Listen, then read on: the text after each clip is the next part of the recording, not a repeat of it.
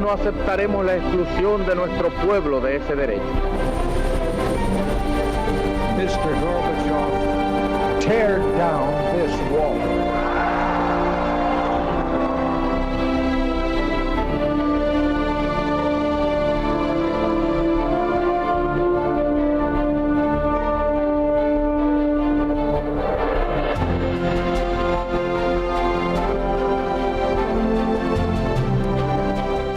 Muy buenas noches, señoras, caballeros. La propaganda política, su fuerza determinante, no es una cosa de hoy día, evidentemente, usted lo sabe bien.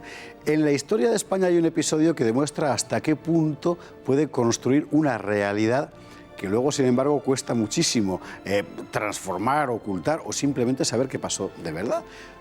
La represión de la Revolución de Octubre del 34, porque hubo efectivamente una revolución, porque hubo efectivamente una represión dura, ciertamente, pero la izquierda la engordó tanto que el resultado fue una auténtica leyenda. ¿Sabía usted que cada vez que la derecha pidió después una comisión de investigación que aclarara cómo fue realmente la represión, la izquierda se negó? Claro, no querían que les pillaran en su propia exageración. Esto fue la represión de la Revolución de Octubre. En octubre de 1934 hubo un golpe de Estado revolucionario contra el gobierno legítimo de la Segunda República.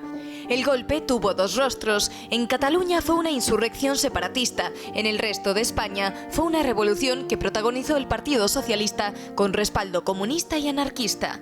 El golpe fracasó en todas partes menos en Asturias, donde duró varias semanas. Dejó tras de sí un baño de sangre. El ejército y las fuerzas de seguridad sufrieron 257 muertos y 639 heridos.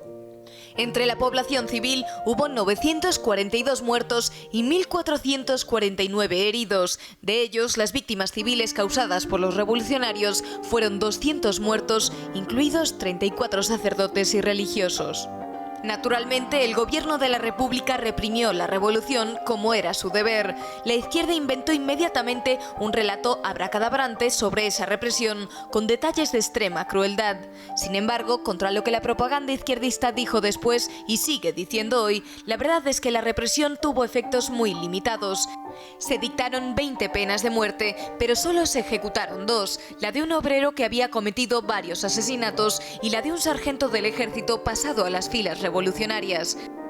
Los militares que habían colaborado en la revolución de la Generalitat catalana, Pérez Farràs, Escofet Ricard, todos ellos en los servicios policiales del gobierno catalán, condenados inicialmente a muerte por rebelión y traición, fueron indultados.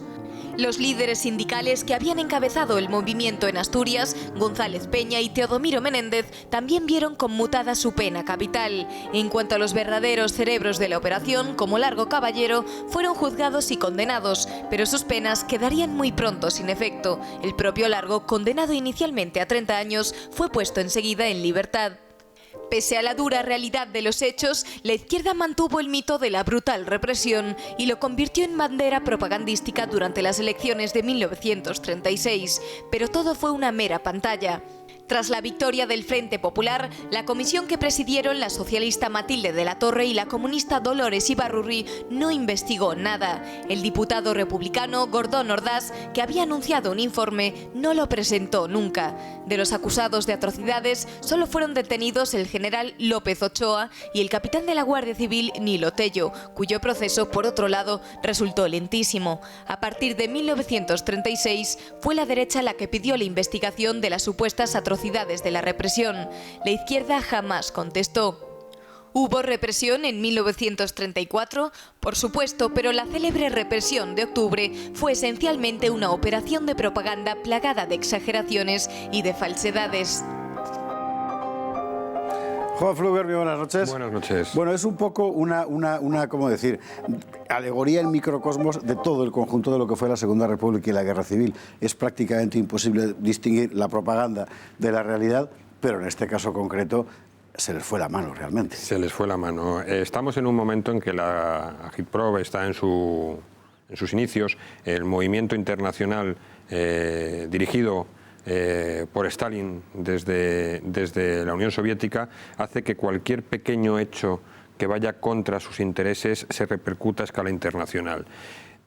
Esto vuelve a cada uno de los países siempre aumentado y además con el intento de darle solidez a través de los grandes escritores a sueldo de Moscú internacionales. Entonces, ya no lo están diciendo los políticos españoles. 15 días después ya lo estaban diciendo las grandes plumas de la agitación y propaganda pagadas desde la Unión Soviética. Y ese fue el funcionamiento. Era una especie de altavoz que salía fuera de España y volvía dentro magnificado. Y además, con el argumento de autoridad de que, oiga, es que es la prensa internacional la que lo está haciendo. Y eso hizo un gran daño, porque en casos como este, como el de la Revolución de Asturias del 34, o en casos como, por ejemplo, lo que ocurrió más adelante durante la Guerra Civil con Badajoz, o Guernica, del que ya hemos hablado aquí, funcionaba de esa manera. Y la cuestión es que ha quedado esa teoría de la mega represión o la hiperrepresión contra estos pobrecitos que solo estaban levantándose en Asturias, quemando iglesias y asesinando sacerdotes y propietarios, pues contra estos pobrecitos pues desencadenó una represión brutal. Pero hay que recordar la situación. 1934, octubre, había ganado las elecciones un año antes la derecha, la CEDA. La izquierda dijo que si entraba la CEDA en el gobierno, es decir, si entraba en el gobierno el partido que había ganado, ellos iban a la revolución. No entraron, y cuando en un momento determinado entran, ellos van a la revolución y organizan un golpe de consuno con los separatistas catalanes por su parte, que fracasa prácticamente en todas partes. ¿Con un cañonazo? Sí, en Cataluña, en Madrid ni siquiera eso, es decir, la Guardia de Asalto entrando en la sede del PSOE en Cuatro Caminos, pero que en Asturias sí que prende, porque allí el movimiento sindicalista es mucho más, fuerte y tienen dinamita. Y estaba muy preparado en Asturias, aparte del gran arsenal del Turquesa, ¿no? Que habían medio descargado cuando fue interceptado, y ya tenían llevaban meses preparando a través de una red de sargentos a miembros de, hablamos de unos 3.500 entre la CNT, el PSOE, UGT y el Partido Comunista, que estaban teniendo instrucción militar. Para ello aprovechaban excursiones campestres, romerías, supuestas cuestiones en las que era para distenderse, pero hacían auténticas técnicas de militares instruidas por estos sargentos, con lo cual tenían esa preparación. El gobierno evidentemente reacciona, manda tropas, termina mandando tropas de África, por eso aparece Franco ahí en esas imágenes que hemos visto, aunque él en ese momento estaba, si no me equivoco, ya en el Estado Mayor, ¿no? Estaba en Madrid. Estaba en Madrid. Él y Godet dirigen desde Madrid. Ahí aparece ya López Ochoa también, y el ejército interviene y reprime con la Guardia Civil muy duramente, insisto, hay que subrayarlo, es decir, un levantamiento contra el orden legal republicano, ¿verdad? Hay un momento en el que López Ochoa dispara la represión, porque ve lo que está, que se les puede ir la mano evidentemente, y sin embargo es a partir de ese momento cuando empieza a construirse la leyenda. Exactamente. Unas declaraciones de López Ochoa son nefastas, porque López Ochoa está hablando con un diputado. López Ochoa es un militar masón. Es un militar masón que luego, curiosamente, está enfermo en el 36 cuando empieza la guerra civil, y su cabeza es paseada por las milicias. Si él fue el que paró la represión, a lo mejor deberían haberle pagado de otra manera, ¿no? Los servicios prestados, porque estaba ya en la leyenda. Claro. Estaba en la leyenda. La cuestión es que tiene una conversación con un diputado socialista que no ha sido encausado, y le dice, sí, yo he parado toda la... Y habla en concreto de un suceso de 3 legionarios por un lado y 6 moros por otro. Los legionarios que supuestamente habrían matado a 27 milicianos en un acto de homicidio, no de una cuestión, y los moros, que habrían sido 6 moros, 6 tropas moras, dice él, que habrían sido fusilados por violación.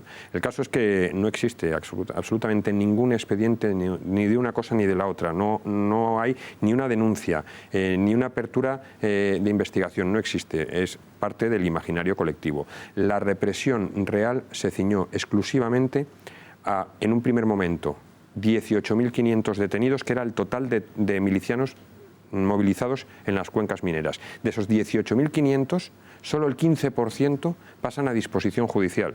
El resto se van para sus casas, es decir, pasan el tiempo justo para identificarlos y echarlos. No había estructura para tener 18.500, como esto dicen, 30.000 presos. Cuando se hace la amnistía con la victoria del Frente Popular, son solo 6.500 presos los que salen de las cárceles. Y entre ellos hay presos comunes. Y solo de Asturias quedan 1.000 de Asturias. Claro, y eso es lo interesante, porque el hecho, sin embargo, es que la izquierda enseguida utiliza la leyenda como argumento electoral fundamental. Y en las elecciones del 36 su programa básicamente es es la represión, la supuesta represión de... pero es que además lo magnifican de una forma que luego va adquiriendo todavía mayor grado de mitificación. Hay una serie de cuestiones, como por ejemplo que la represión fue dirigida directamente por Franco, cuando Franco no pisa Asturias.